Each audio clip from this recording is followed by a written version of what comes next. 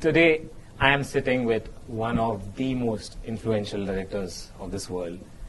This man and his brother gave us 3 big Marvel blockbusters and is about to give us a movie that will be talked about decades and generations. Ladies and gentlemen, we have Joe Russo in the house. Welcome, sir. Welcome to India. That was an amazing introduction. I did not pay him for that introduction, by the way. He just came up with that all by himself. So, sir, how's your experience, visiting India? It's been fantastic. It's crazy when you're doing the press junkets because, you don't get to spend a lot of quality time because you're working and talking the whole time. But it's been fantastic. The country, we had a great fan event last night, and the fans were just incredible. We saw a photo of yours savoring on the Indian food. Yes. How was it? Did you like it? Fantastic. I love Indian food. I've been told, though, that I have not reached a sufficient level of spice yet. So I've got to work on that today. Can I mention the fact Joe's looking like the doctor from Winter Soldier? He's looking exactly like the one Sir carried himself in. I'm wearing the exact outfit. That's amazing. You rescued Nick Fury. Yeah. So, sir, I wanted to ask, so this movie had a huge impact on the Indian box office. Yeah. This movie broke all foreign movie records in India. People were cheering in the theater when Thor arrived in Wakanda or Captain America came out of the. So how proud do you feel seeing all these reactions? It's incredible, and that's the best part of making these movies is when you get to share them with an audience. I was a fan myself before I became a filmmaker. I watched a lot of movies as a kid and had a lot of emotional responses to movies. And now, as filmmakers, my brother and I try to give those same emotional responses to audiences. And when audiences respond the way that they did in India during Infinity War, I mean, that just, it changes everything about the movies and why you make them. And so it was a mandate of ours to come here first on the tour. This is the beginning of the press tour. And we haven't even finished the movie yet. And I jumped on a plane to come over here because of the way that the audiences here responded to Infinity War. That is amazing. So Joe sir has seen all your reactions in theaters, guys. You know it.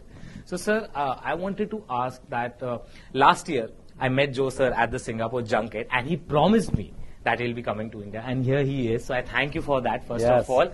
And thank you for asking me to come here. Yeah. I'm so glad. And last year, in an interview, I jokingly asked him, like a fun question, who dies in Infinity War? And he answered me, everyone. And I'm tired. I'm not going to make. So, sir, I want to ask you how difficult it is as a filmmaker. So we have been seeing this Infinity Saga for 10 years. How difficult is it to protect the spoilers? What measures and what extent have you went through?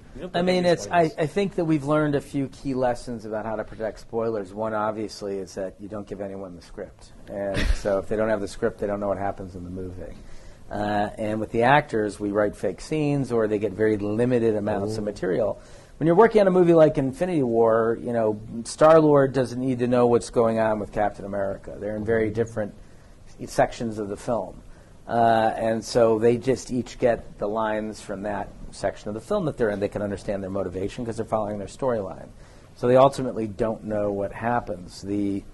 All of the characters who died at the end of that movie, a lot of those actors were told the day of what was going to happen. So we protected that secret for the entire shooting of the film. And then, of course, there's people like Tom Holland or Mark Ruffalo that don't get any script. We have someone just read their lines to them on set the day that they get there. That's all they know. That's amazing. Yeah. Tom and Mark are called spoiler bros. Yeah. I just heard a news today that Tom was not allowed to read the script at all. He didn't know who he was acting opposite of.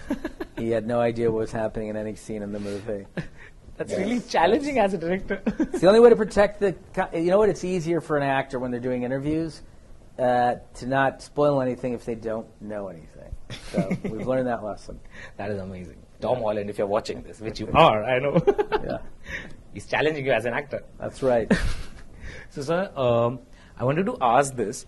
So, things are going around. A lot of talk is between Ant-Man and Thanos. Can we get an Ant-Man versus Thanos spin-off? Yes, we can get an Ant-Man and Thanos spin-off. Have we traced the original source of the theory? I want to know who is responsible for it. Can we do that, guys? So Joe wants to ask who started off this theory. This Ant-Man versus Thanos theory. I'm sure it's someone on Reddit, but it was a pretty ingenious theory. Too bad we didn't think of it before we made the movie. Okay, so I wanted to ask this question: who is the most notorious on the set of all the movies? Like the one who keeps pranking on from the cast members. Downey certainly has the biggest personality, and he has an area that we call Downey Land, where it's sort of he's got several trailers that are encircled, and he's got a couple of picnic tables in the middle of it where he hosts lunch every day for the actors, and on Halloween he'll have a band come and play Halloween songs, or or he'll have a jazz trio come, and he'll do things that are really fun and interesting for the cast, and so everyone can stay close and really build their sense of camaraderie. So I think for certain he is the biggest personality on set. There was probably the coolest thing I saw the entire time we were working on the movies that we saw Robert do was, as a thank you for working with Chris Evans, he gave Chris Evans a car.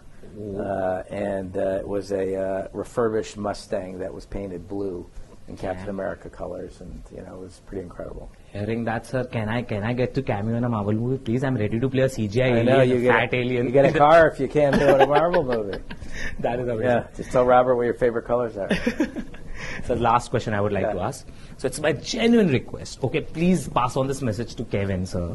I love him, okay, and all his vision of how he has, brought this Marvel Studios ahead.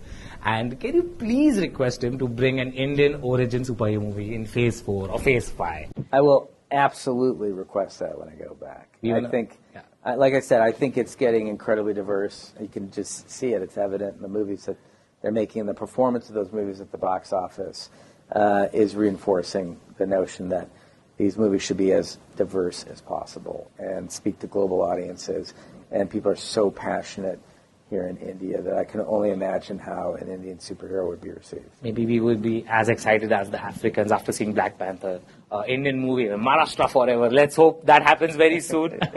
Thank you, Joe, sir. It's an absolute honor to be here with you. Of course. Thank you so much. Thank you. I really appreciate it. Thank Great questions. Thank you.